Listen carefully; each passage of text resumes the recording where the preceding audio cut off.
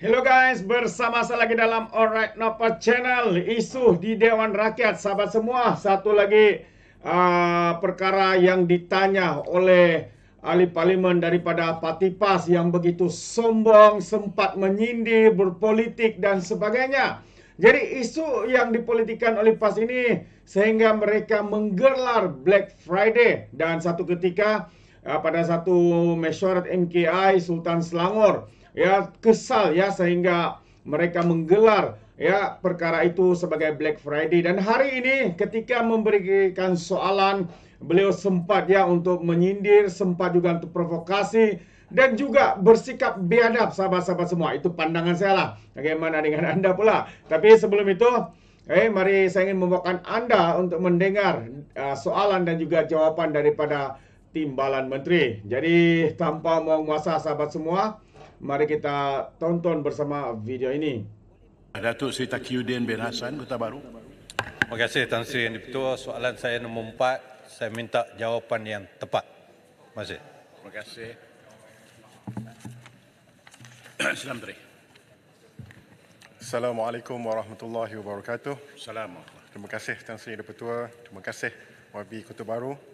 Untuk makluman Dewan Yang Mulia ini, semasa sidang Parlimen yang lalu pada 21 November 2023, Yang Amat Berhormat Perdana Menteri semasa sesi PMQT telah menjawab soalan yang hampir sama. Hari ini saya akan berkongsi dan memaklumkan perkembangan terkini berkenaan dengan usaha dan inisiatif kerajaan. Umumnya, inisiatif kerajaan adalah menyeluruh, teliti dan mengambil kira pandangan semua pihak dan pemegang taruh. Kerajaan sentiasa komited untuk memartabatkan undang-undang syariah di Malaysia selaras dengan objektif Pelan Transformasi Hal Ehwal Agama menuju Malaysia Madani 2023-2027 dengan teras ketiga, kemuliaan syariah dan memfokuskan usaha untuk memartabatkan perundangan dan kehakiman Islam. Antara usaha yang telah pun diambil oleh kerajaan untuk memartabatkan perundangan syariah adalah melalui pindaan dan penggubalan undang-undang syariah dengan memastikan setiap peruntukan yang dicadang dan digubal sentiasa selaras dengan kerangka Perlembagaan Persekutuan. Fungsi ini dilaksanakan melalui Jawatan Kuasa Perundangan Islam Kebangsaan, iaitu jawatankuasa yang ditubuhkan di bawah Peraturan 7 Peraturan MKI 2022. Jawatankuasa ini dipengerusikan oleh Tan Sri Zarah Ibrahim. Objektif penubuhan JPIK ini adalah untuk menambah baik, menyelaras dan menggalakkan penyeragaman undang-undang syariah antara negeri-negeri dan pengharmonian antara undang-undang syariah dengan undang-undang sivil bagi memastikan kedua-dua sistem perundangan dapat dimartabatkan dan saling melengkapi. Buat pengetahuan semua, JPIK akan mengadakan mesyuarat pada hari ini. Mesyuarat terakhir adalah pada 9 November 2023. Pada tahun 2023, 3 undang-undang telah dibincangkan oleh JPIK, iaitu kaedah-kaedah pentadbiran undang-undang Islam wilayah persekutuan, pindaan kepada Akta 505, pindaan kepada Akta 559. Selain itu, Jawatan Kuasa Khas mengkaji isu berkaitan dengan kompetensi Dewan Undangan Negeri untuk menggubal undang-undang Islam telah ditubuhkan yang dipengerusikan oleh Tun Zaki Tun Azmi. Buat pengetahuan semua, Jawatan Kuasa Khas ini sedang dalam melaksanakan kajian terhadap isu-isu yang berbangkit berhubung dengan kompetensi Dewan Undangan Negeri untuk menggubal undang-undang Islam dan bidang kuasa Mahkamah Syariah serta tafsiran perlembagaan sebagaimana diperuntukkan di bawah butiran 1 Senarai 2 Senarai Negeri Jadual ke-9 Perlembagaan Persekutuan.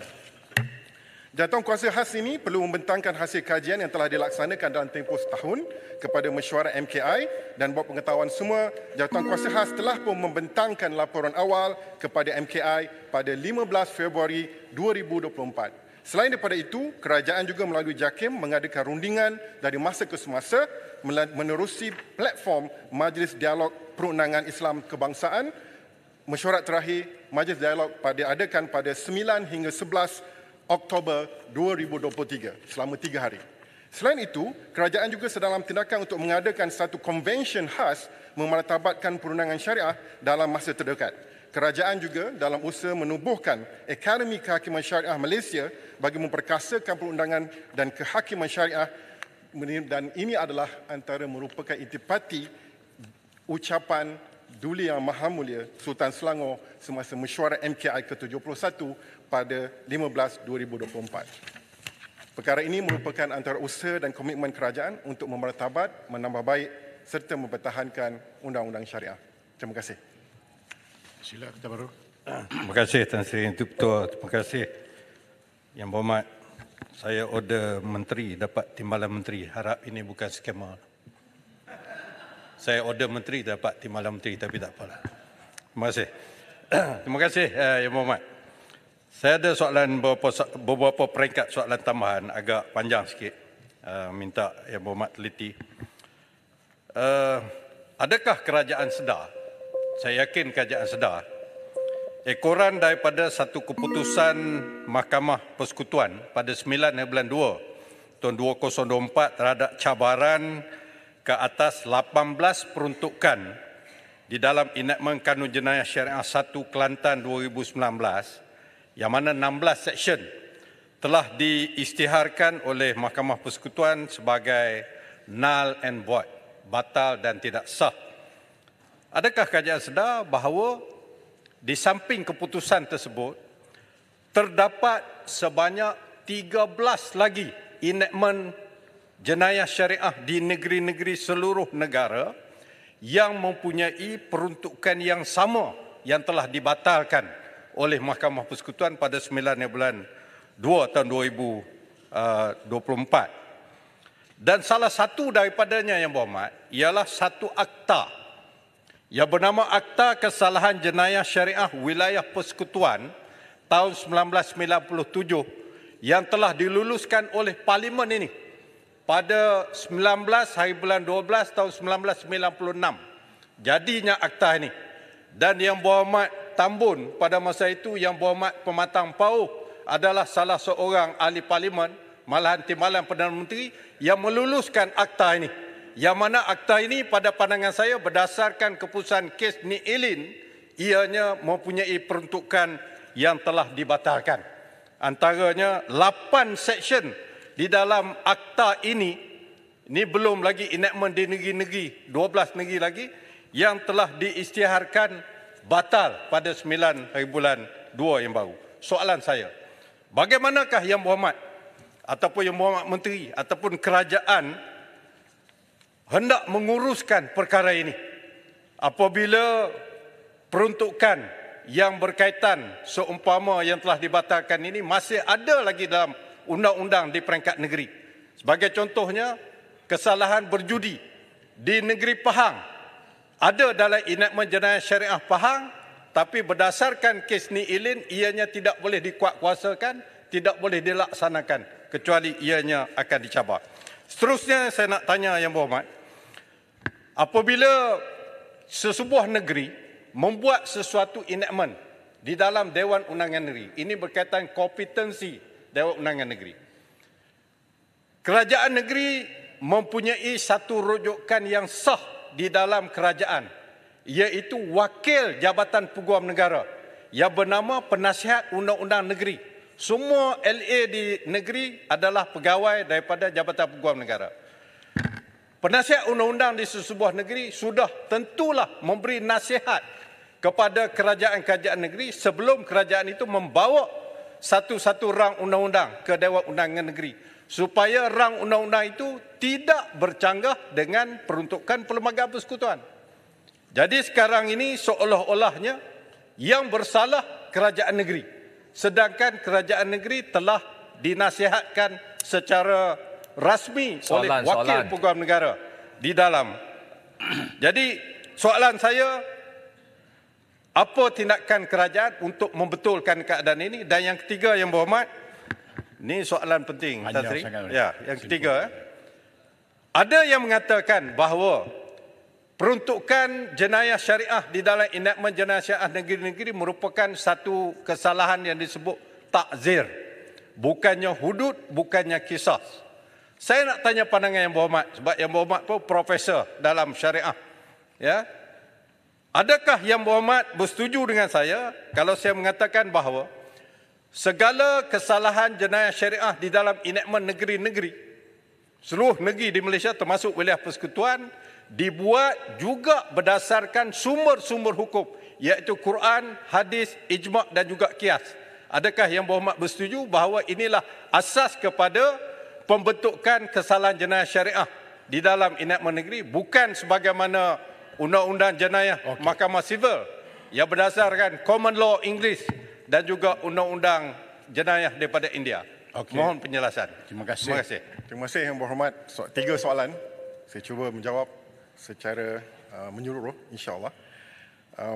Soalan yang pertama berkenaan dengan adakah sedar?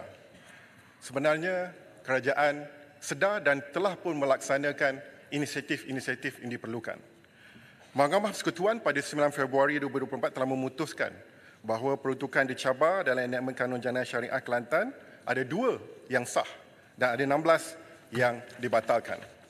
Dalam hal ini, hanya peruntukan di atas atau peruntukan 16 sahaja yang terkandung di dalam enakmen Kanun Jenayah Syariah Kelantan 2019 yang diisytiharkan sebagai tidak sah dan tidak berperlembagaan.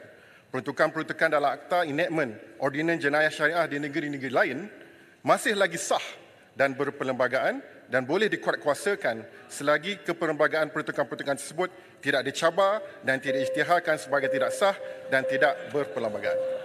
Namun begitu, saya ingin menjawab soalan. Dengar dulu. Sabar. Soalan. Adakah kerajaan persekutuan boleh mengarahkan negeri-negeri untuk meminda undang-undang syariah di negeri-negeri? Jadi, apa yang boleh diputuskan berdasarkan Fasal 2 Perkara 74 dan Butiran 1 Senarai 2 Senarai Jadual ke-9 Pelanggan Persekutuan Hayat Awal Agama Islam adalah di bawah bidang kuasa negeri-negeri.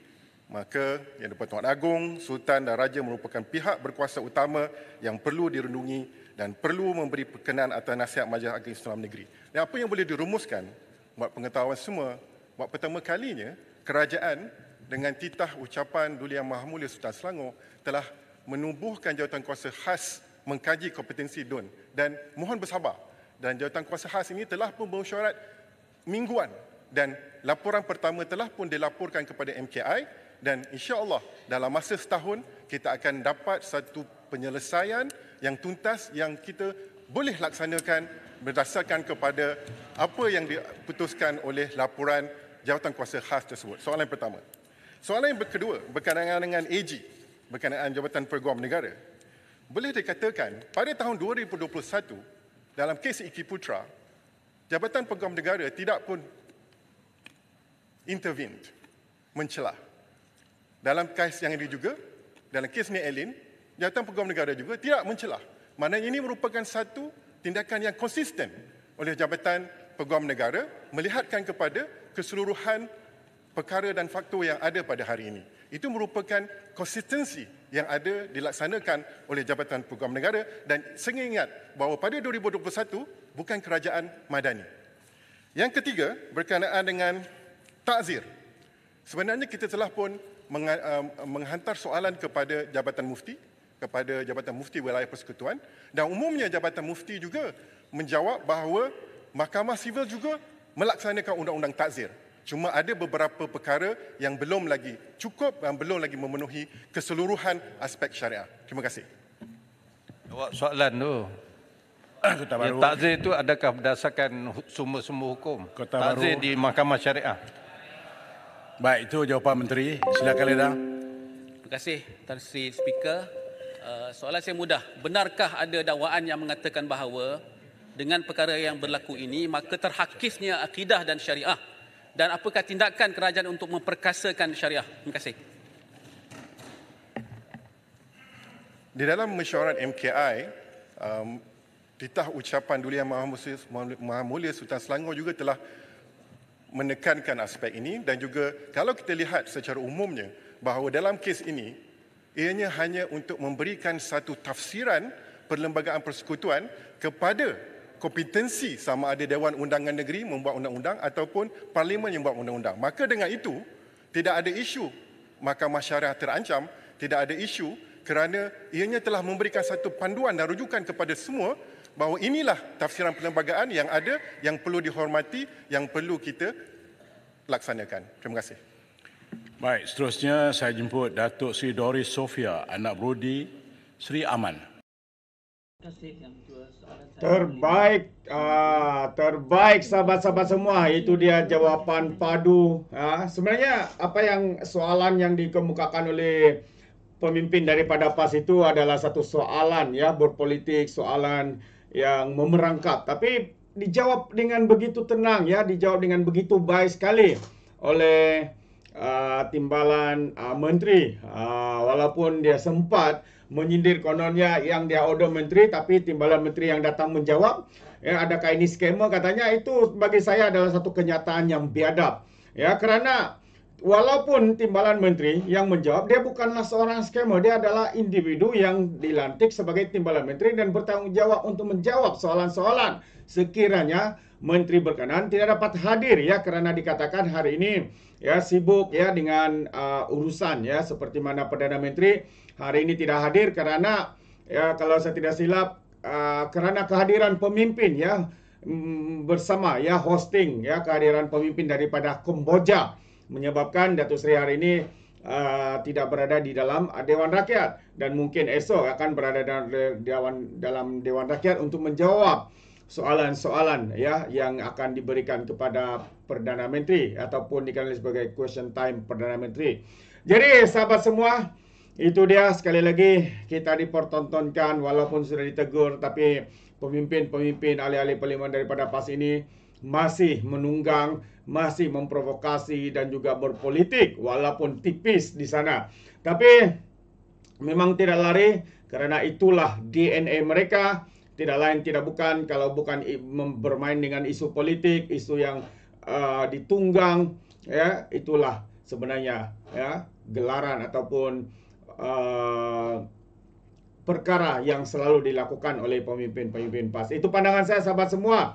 Bagaimana dengan Anda? Adakah Anda setuju atau tidak? Anda boleh berikan komen Anda di dalam ruangan komen. Jadi terima kasih. Izinkan saya untuk mengundurkan diri dan seperti biasa peribahasa mengatakan tapapun kangkap dua ton keinginan. Dalam bahasa Melayunya tepuk dada tanya selera. Sekian jadi para orang dapat channel.